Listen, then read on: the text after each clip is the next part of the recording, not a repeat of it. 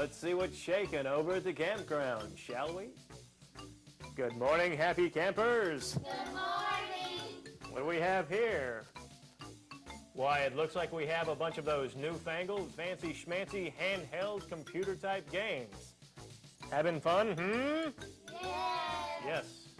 Computers can be a lot of fun, but did you know they can do a lot more than just play games?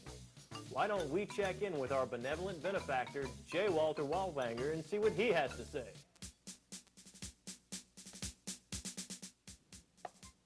Well, hey there. Boy, am I glad you're here. Because you see, today, we're going to talk about something really big. Computers. Now, let's walk over here behind my cup and see my computer. Walk behind here. Now, here we are at the keyboard of my personal computer. Now, a long time ago, computers used to be huge. They used to fill up whole rooms. But now, they're a lot smaller. In fact, this computer right here can fit on a desk.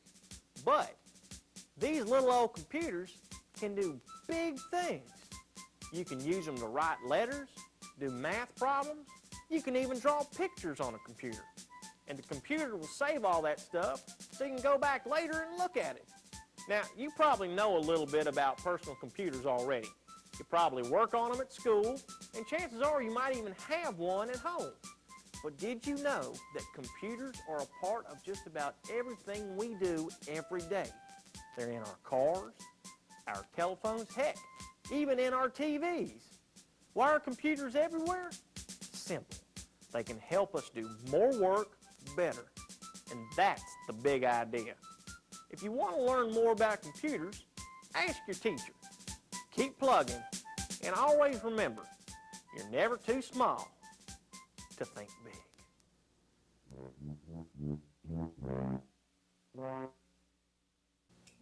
And we're back, and we have a very special visitor here at Camp WALABEAR. We have with us, in the flesh, Tillman Brown, the Computer Man. Good morning, Mr. Brown. Good morning, happy campers. Well, Tillman, as we were talking about earlier, computers can do a lot more than just play games, and I see you've brought us a lot of neat All stuff kind here. of things. Well, why don't you explain to us what we have here? It looks like boxes of stuff. Well, first we need to make sure that everybody understands that there's a difference in the hardware and the software of a computer. So I guess the difference would be one's hard and one's soft. Well, not really, Counselor Cole. Now, let's talk about this just a minute. Okay. Earlier we were playing on our games, on our handheld games, right? And inside those games are the instructions that make the games work, and that's the software. Okay. Now, the game itself, what do you think that would be? The hardware. You're right. Shazam. Pretty good, huh? And so that's the difference in the hardware and the software. So the software is the instructions, the roadmap, the thing that makes the computer do what you want it to do. Well, what's in these boxes here that you brought? Well, just so everybody would understand, that's software. Okay. Now, we can kind of talk about each one of those just a second if you want. Okay. You go to the store and you buy software and you put that inside of your computer, and that makes it do what you want to do.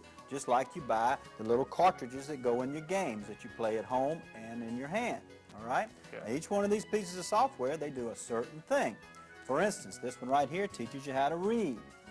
That's pretty good. Pretty darn swell. And this one right down here, you can fly an airplane. Maybe Counselor Carl can't fly too well, but you can fly an airplane. Maybe one of these guys, these campers, could do it, huh? And I'd probably need their help if I was to fly that airplane. All right. And then this one right here teaches you the SAT, which is a study course for going to college. Amazing. That's Amazing. right. And this one here says it's an encyclopedia. So what you can do is you can put an entire encyclopedia on your computer. So instead of having a big set of encyclopedias on the bookshelf, you can put it all on your computer. That's right. Does that include words? Well, there's one special thing about this kind of software. It's what is known as multimedia. A new word, huh? That's a mouthful. A mouthful, huh? Well, what that means is we take the words that's in the encyclopedia and we put them in the computer, but we also take the pictures and we take sound. So George Washington could actually talk to me. That's right, as he crosses the Delaware, or Lincoln could give you the Gettysburg Address as he speaks. Pretty darn swell. What you think, happy campers? Pretty swell, huh? Right. Now, this piece of software here helps you make money. Make money. Well, not really. It keeps up with the money that you might have or your mom and dad might have. So this is something that mom and dad might do to kind of balance the budget, so to speak. That's right. And that one there one day, if you ever decide to get married, the little girls out there today, they could use that piece of software to plan their wedding. Wow, so they'd be very organized and know what was going on. That's right. Now, we've talked about software. Now, what about hardware? This looks kind of hard. It doesn't look too soft. Well, it's just a big piece of hardware. It's an enormous piece of hardware. Well, as we said earlier, what you had in your hand are really computers, and they're running software. But this is a real computer, okay? This is the kind of computer that you see sitting on people's desks and things like that, but it's known as a notebook computer. And the reason for that is if you close the lid and you put it on a desk, how big is it? It fits right nicely inside of a notebook, okay? And so it's the same size as a piece of paper. All right? Now you open it up. Not only has it got the keyboard, see the keyboard you can use with, you open it up and it has a printer inside too. Pretty darn swell. All right, so this is a piece of hardware. Now what you would do, you would take this software and you would put it inside this computer and run it, and it would help balance the budget, or it would help fly the airplane, or it would teach you how to read. And everything, and you'd see everything on this screen right here. On the screen right here. And then when you were finished, you'd fold it up. Fold it up. And take it with you. That's right. How about that? That's pretty darn swell. Now, some other things that people need to remember about computers is every day we use them. And we talked about that earlier. But, you know, you got to think about it. They're everywhere you look. Now, I brought a credit card with me today. Does everybody know what a credit card is, right? Have you ever noticed on the back of the credit card, there's a little stripe? Okay. Has anybody ever wondered what was the stripe for? I've wondered that myself many times. Well, it's software. It's a little piece of software that they stick to the back of the cards. And on that software is what? The person's name that owns the card and their number, their account number. So when you go to the store and you buy something and they run it through that little machine, well, what happens is your name and your account number goes into the computer. So it's just like typing it in. So it kind of holds all the information. So really this is probably the shortest little piece of software around. So that's really pretty neat. Pretty neat. I bet you brought a lot of other stuff with you that can show us even more about computers and about holding information and reading information. Well, later on, I think we're going to take a look at some hardware and about some history, a little bit of history about computers, and we'll talk about that and how they got started and things like that. And one thing everyone needs to remember about software is that if you ever wanted to have a career working with computers, you can write software. That's a job. Those are known someone as actually programmers. comes up with these ideas. Well, they're known as programmers. Wow. And usually they're pretty weird. They're a little bit more weird than Counselor Carl. Well, that's pretty darn weird. I heard that. Well, we appreciate it. So why don't we kind of go and take a break and see what we have later on? Huh? Sounds good to me. Pretty darn swell, those computer stuff, huh?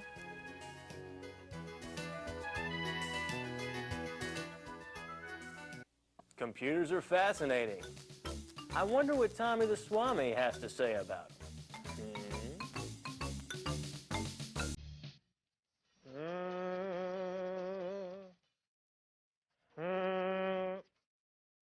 Greetings, curious one.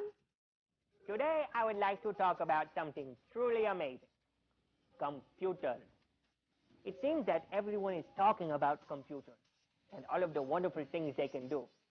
The most important thing is that computers can be very, very helpful in solving problems. But, and it's a big but, I'll bet you didn't know that you have your very own computer that you carry around with you all the time. Yes, it's true. Do you know where that computer is located? Right here. Your brain is a most powerful computer. I'll demonstrate. Now first, I'll turn my computer on. Okay. Let's suppose I want to add some numbers together. 2 plus 2, for example. Now, to make my computer work, I must think. I'm thinking. I tell you what. Why don't you use your computer too? Okay? Okay. We're thinking 2 plus 2 equals 4. Holy microchip, look at that. You must have a really strong computer. Boy, howdy, was that fun. So until next time, simsalabim, and may the information superhighway be free of potholes. And as usual, we're back. And we're at Picnic Park with Tillman Brown, the computer man. Earlier, we were talking all about that software stuff, and now I think we're going to talk about the hardware stuff. The hardware stuff, that's right. Well, what exactly is this right here? Well, this is a big piece of hardware. And what it really is a desktop computer. Now, this size computer here, all of you probably were not even born, but it used to be the same size as a house. A house, so it couldn't fit on a desk. You're right. Okay. Now, what we've done here is we've taken all these hardware pieces and we put them out on the table, and they all came out of here, right? And the most important part of the whole computer is what I have right here. If we'll take a look at this, this is the computer chip. Is that like a tortilla chip? No, you don't put dip on these, okay? Now, inside of all of your handheld computers is a little chip, and there's a bunch of little chips in here, and what's very important about these chips is they're made of a very special substance. What substance is that? Well, let's see if anybody can guess. Does anybody know what this is? Can you tell me what this is right here? Sand. It's made out of sand, and we call it silicone, and it's the most plentiful substance on Earth. So consequently, we'll never run out of enough sand to make enough chips. So the brain of the computer is made out of the stuff that gets in your swimsuit at the beach. Right? Pretty much so. Okay, but those programmers get involved somewhere in between. Okay. Now, a long time ago, the very first software was put onto a floppy disk this size, all right? And it held a lot of information, but not very much, okay? So then the technology advanced, and we had floppy disks this size, all right? Now, the way this works is you put it in, this goes in the computer, and the floppy disk goes in like that, and that's what the software comes on. So it's kind of like when you have a tape deck, and you put the tape in the tape deck. Right. In fact, Counselor Carl, the stuff that this is made out of is the same stuff that the cassette tape is made out of. How about that? That's pretty Now, darn the swell. next size down was this size, okay? And it goes inside the computer the same way as the other size, but it's a little bit smaller, holds a little bit more. It seems strange that the smaller we get, the more we get. Just Only in computers, right? more and more efficient. That's right. And now we have, can anybody tell me what this is? CDs, right? Now, what a CD means is that it has lots and lots of information on it, just like these do, but for some reason, they've been able to put a whole lot more on it. Now, this is just like the CD that you have at home. Compact disc is what CD stands for. But in this case, we put it inside the computer, and the computer has instructions. All right? So you can put a whole set of encyclopedias on those now. That's correct. That's amazing. It boggles the imagination. That's right. Now, this is what is known as a hard drive. And the reason it's a hard drive is, let's see if Counselor Carl can figure this out. It's hard. Hey, there we go. And it spins just like this. Now, remember what I said about what it's made out of. Well, it's the same stuff that this is made out of. It's just on a hard surface. And it holds a whole lot more information. As it spins like that, the computer can read the information. Now, after you put the disk drives in, the next thing we put in is we put in what is known as boards, or computer boards, I guess you'd say, or circuit boards. Okay. All right? And they go just right inside the computer just like that. All right? Now, what exactly does this board do right here? Well, each one of this is exactly a video board, which means it makes the monitor come on. But every board has a specific purpose. So this one might run the monitor, this one might run the disk drives, another board would do something else, maybe dial the phone. So every board is different. Okay.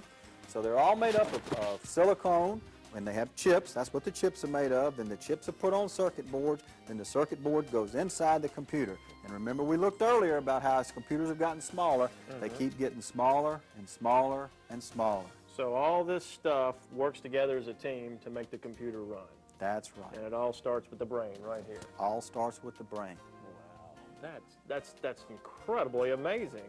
How is it now? You said that this used to be as big as a house. Right. Right? And these used to be this big, and now they're that big. Right. Now, where are computers going? Well, they keep continuing to get smaller and smaller. And before much longer, I firmly believe, and I think everyone in this industry does, that they're going to be even about as small as what you're holding in your hand and be just as powerful as this. So you're going to be able to do lots of stuff, all the stuff you can do on a desktop computer in your hand. In your hand. You can write a letter. Write a letter. You could maybe send a message to somebody across the country. That's right. That's amazing. This is so fascinating, and we'll be right back after this.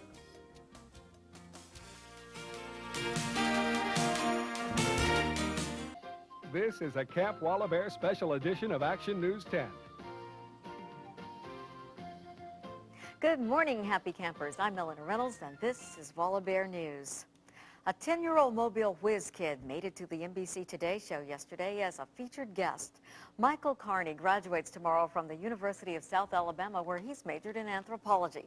Believe it or not, he'd like to be a game show host, but for now, he's trying to secure a scholarship to go to graduate school.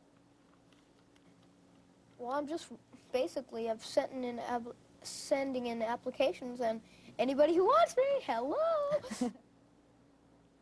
Carney will also be making an appearance on The Tonight Show Tuesday, June 7th. Congratulations, Michael. The teachers of Martha Thomas Elementary have taken Mother Goose rhymes into the 90s. The kindergartners call it Mother Goose Our Way. They put rhymes to music or blend them with modern themes to help children learn, like using Mary Had a Little Lamb to the tune of Achy Breaky Heart. Each child received diplomas as a reward for a very creative performance. Well, if you're looking for something fun to do this summer, here's a list you may want to check out. How about planning a neighborhood field trip to the beaches of Pensacola or Gulf Shores? It's free and lots of fun. Or tours at the zoo like Gulf Shores. The Gulf Breeze Zoo offers a zoo camp starting Monday, June 6th. Speaking of camps, how about the Discovery Sea Camp at the Gulf Coast Research Lab in Biloxi? They've got 8 one-week sessions starting next Monday as well. But maybe some of you want more school time. Your local school district will offer summer programs that include arts and crafts, music, computer courses, plus academic enrichment programs. And story times are available for little ones at all Gulf Coast libraries. Give them a call for times. I'm Eleanor Reynolds. That's WALABEAR News for today. Thanks for joining us, and remember, have fun this summer. Obey your parents and be kind to your brothers and sisters. Bye-bye.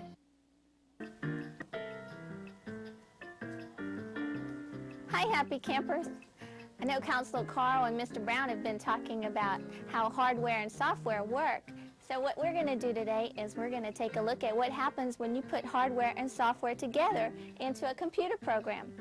What we have here is a program called a living book, and that's really fun because instead of just looking at a blank page, you're looking at your computer screen and you can decide how the story's going to go. Let me just show you a little bit about how it works. Here you can click on Read to Me or Let Me Play, and either way you choose what you want the book to do. So we're going to click on Let Me Play. Okay. See, he's very agreeable. Kind of like Counselor Carl. Now the book's going to come up and it's going to go through the words so you can learn how to read better. The bell rang. The first day of school was over. Kids ran out of every classroom, everyone but room 13.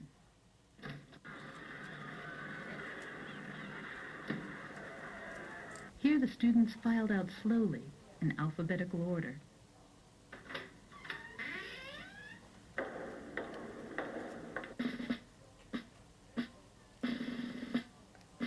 See you tomorrow, said their teacher, Mr. Ratburn. Now here we can decide how the story is going to go. By clicking on different little people, we can get different words. Good afternoon, Mr. Ratburn. And then, oh, he dropped his books. And not only the people will do things, but if you go over here and you'll find different pieces of the picture, you can click on them and things will happen. Like the little bug running around the bulletin board.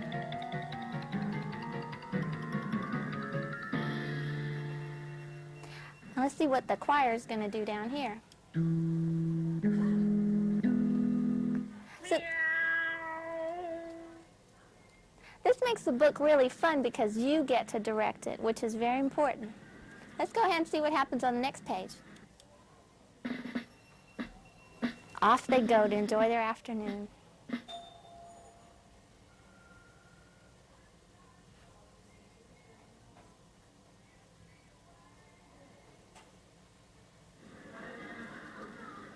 I can't believe he gave us homework the first day, said Arthur. I had the rep last year. Said Prunella. Boy, do I feel sorry for you. Make one wrong move, and he puts you on death row. Warned Binky Barnes.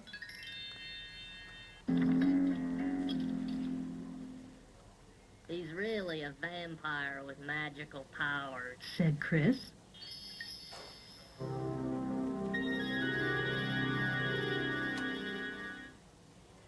Looks like Arthur's pretty scared of his teacher now. Let's see. Well, hopefully you've seen how hardware and software can work together to make really fun stuff like this. And, you know, hardware and software work together to make complicated scientific programs, too. It's all interconnected, like Mr. Brown said. So hopefully you guys learned a little bit today, and I'll send it back to the studio and Counselor Carl. Well, happy campers, was that swell or what? Yeah! We learned a lot about computers today, and was everyone listening? Yeah! Good, because we're going to have a pop quiz. Now, for 10 points, how big did computers used to be? Big as a house. Big as a house, bada bing, correct. Now, what are the two things that make a computer work? Hardware and software. Correct. Now, for an all-expense paid trip to Camp WALABEAR, what are the brains of a computer? Chips. Chips, correct. Now, moving onward, what are chips made out of? Sand. Correct. Sand, the stuff on the beach. Now, happy camper, what do you put in a computer to make it run? Software. Software. Cha-ching! Correct. Now, this is a trick question. Are computers getting bigger or smaller? Smaller. Correct. Boy, these happy campers are sharp as tacks. And I know that the happy campers at home are just as sharp. In fact, you can show us how sharp you are. Why don't you write us here at Camp WALABEAR, P.O. Box 1548, Mobile, Alabama 36633, and send us anything. Send us knock-knock jokes. Send us riddles. Send us pictures. Send us videotapes. We don't care, but if we use any of it on the air, guess what? You'll get one of these way swell Camp WALABEAR t-shirts. So, happy campers, until next time, see ya!